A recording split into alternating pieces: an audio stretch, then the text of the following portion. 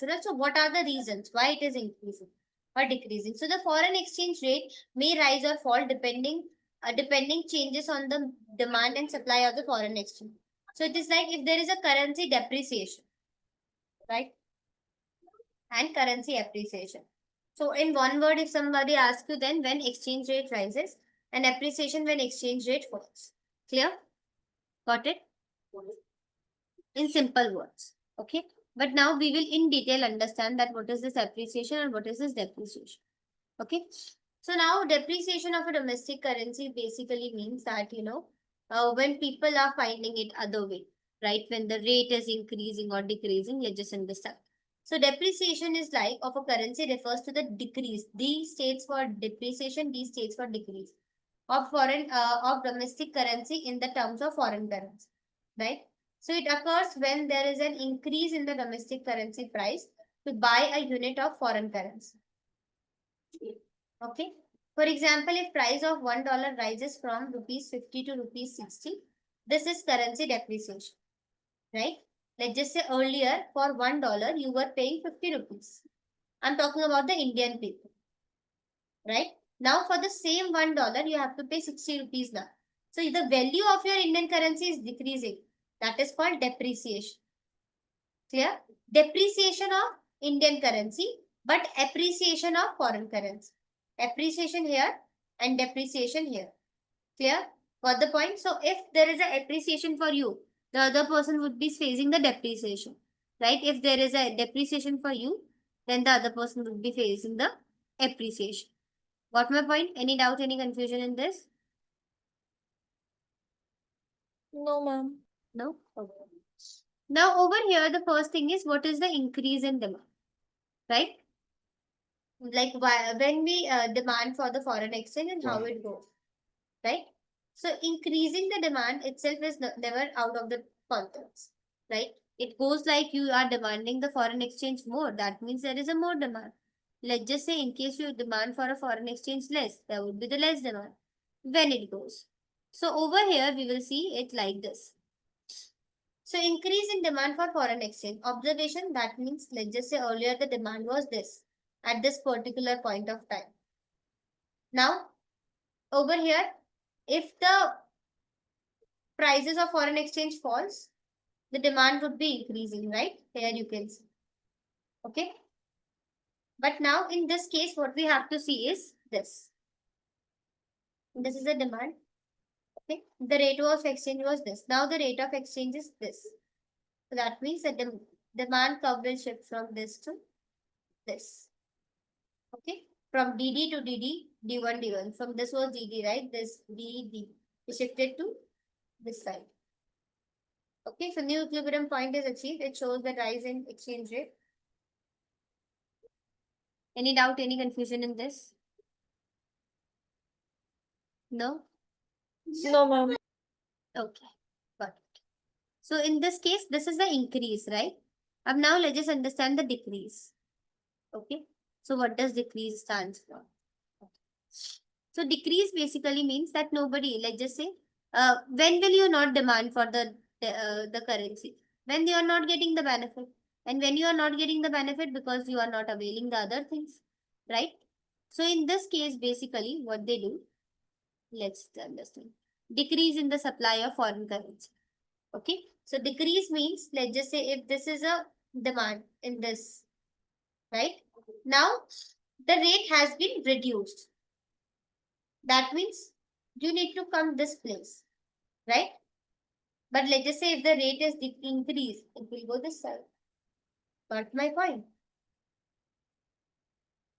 So from this is shifting to this. Clear? Now, let's just understand in this way. I think demand is clear, right?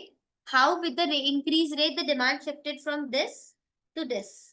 Now in supply, what happened? The supply curve goes like this, right? So let's just say if this particular rate of time, the supply was this. Now the rate is exchange, right? That means the supply would go this. So it's going this. Clear? Got it? Increase and decrease. Yes? You can see here, right? Yes, the supply was here itself and just went to this. Okay, got my point? Any confusion, any doubt? Ashraf, Madia, any confusion, any doubt? No, ma'am. Okay, Ashraf, Ma'am, is my voice not audible? Sorry. yes, Anyways, now it's no, ma'am. audible.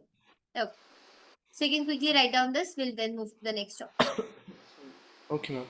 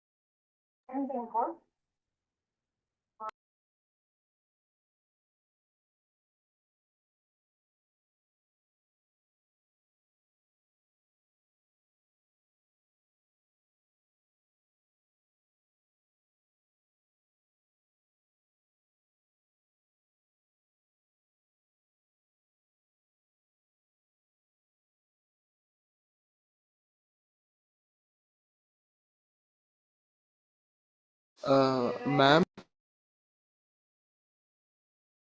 Yes, Ashraf. ma'am, can you just show this like one for 1 second again? Yeah, yeah, just thank you. Wait, thank you, ma'am.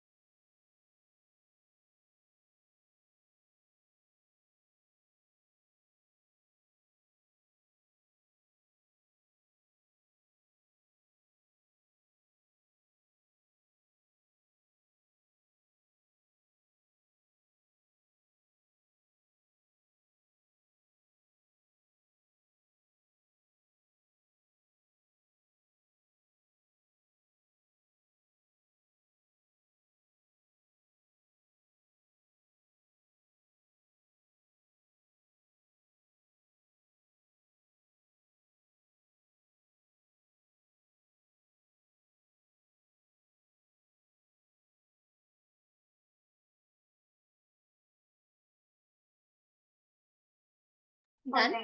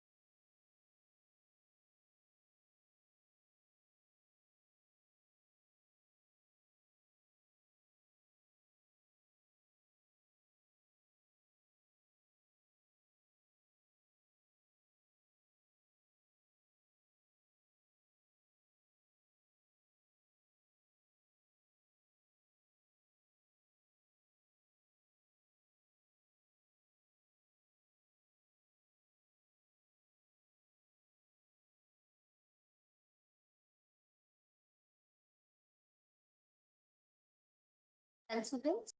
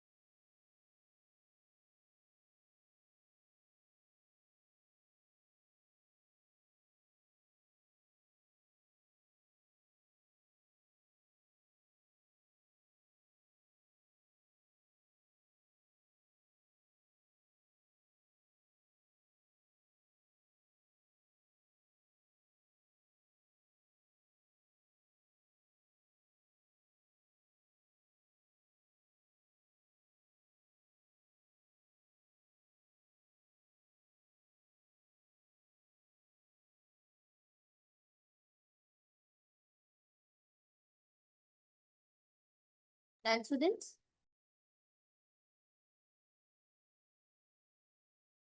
Yes, ma'am.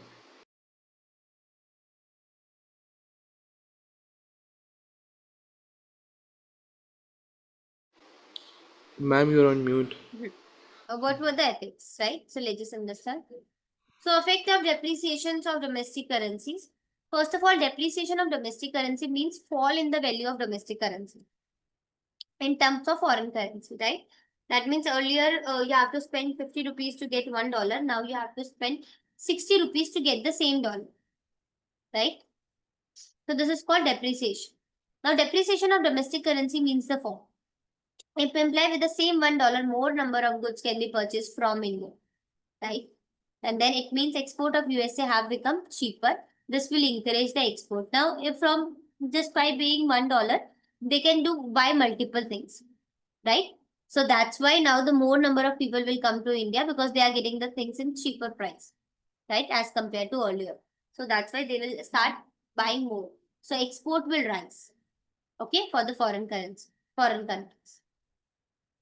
And apart from that, what are the effect of depreciation on import? So this is the export you got it, right? On export, it is basically increasing. Now for import, the depreciation of domestic currency means fall, right? It implies that more you have to spend more money to purchase something from US.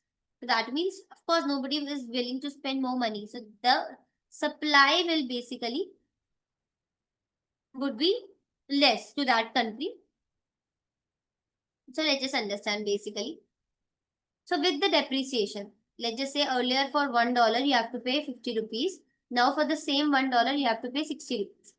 So for US people, earlier they can with the $1 basically they can purchase a product of 50 rupees, but now with the $1 they can purchase it for 60 rupees. The same one. Right?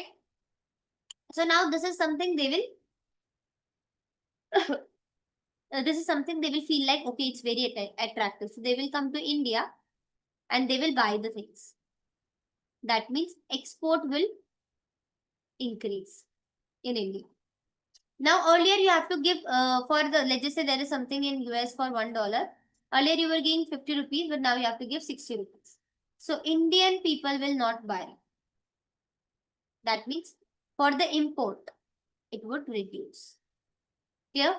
Got the point? How it works? Yes, ma'am. Okay. I'll quickly write down this.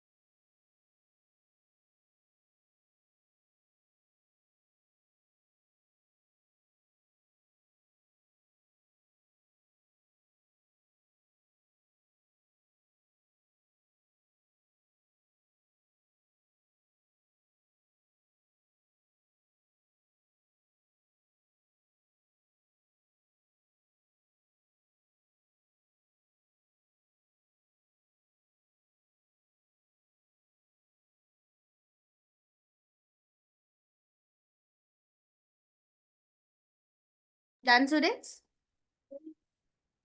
Now quickly write down this, then we will discuss one more topic.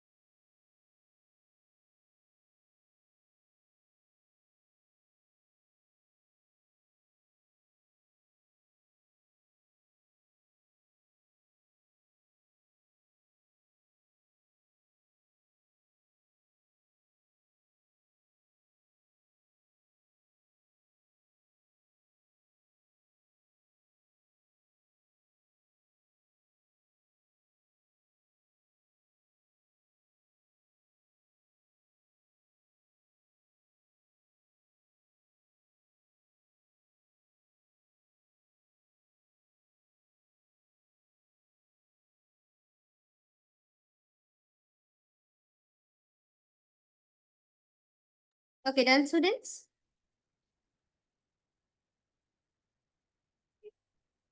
Any doubt? No, ma'am. Okay. Now we will look at the appreciation. You know that what is appreciation, right? So if the value of the currency is increasing, that is called appreciation.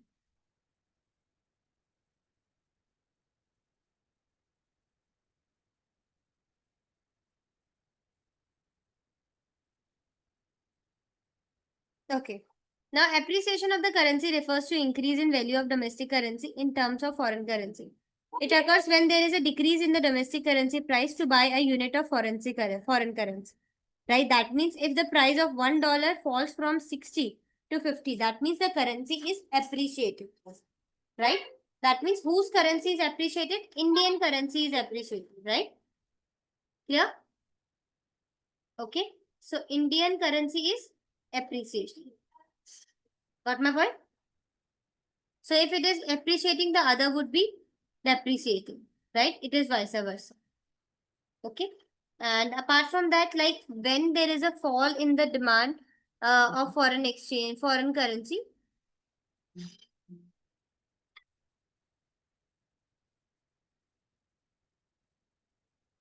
you tell me, when you will not demand the foreign currency, when the equilibrium price has been achieved, right? And it goes beyond that. So due to decrease in the demand, right? So demand curve was shifting, which we looked earlier. This shows that fall in the exchange rate is from OR to OR dash. It implies implications of currency. I'll show you the graph. Okay. So over here, basically, if the demand, if the foreign exchange price is increasing, the quantity, right? Or then in that case, basically, you will not increase the demand. You will decrease the demand because earlier, if you were getting something for 60 rupees, now you are getting the same quantity for 70 rupees. Nobody is willing to do that, right? So in this case, you can see if the demand is like earlier, this was this, and the rate of exchange is this, then demand is less. Clear? Demand is less here. Okay. And in other case, basically, if you see at the rise, right, rise of foreign currency, we'll see how it goes.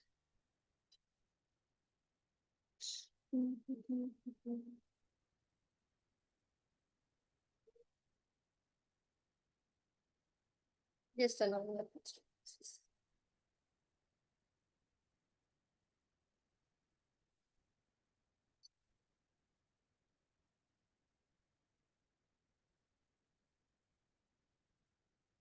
Okay.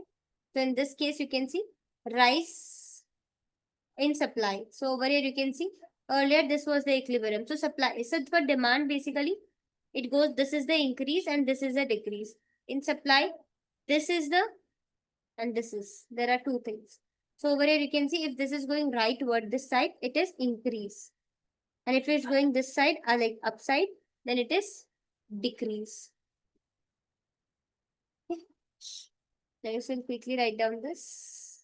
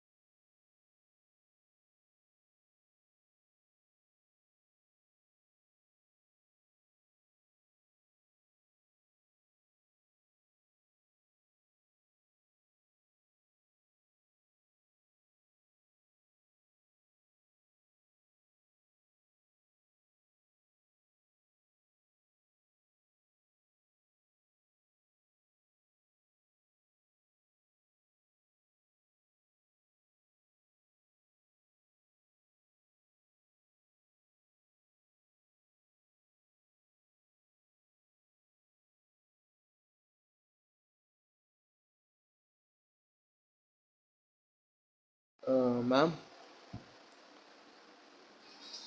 Yes. Yes, Ashraf. um, The voice is can you yeah, can you just screen share again because like I got disconnected and now I have the same issue. Like it's just showing that you're sorry. can you see it now?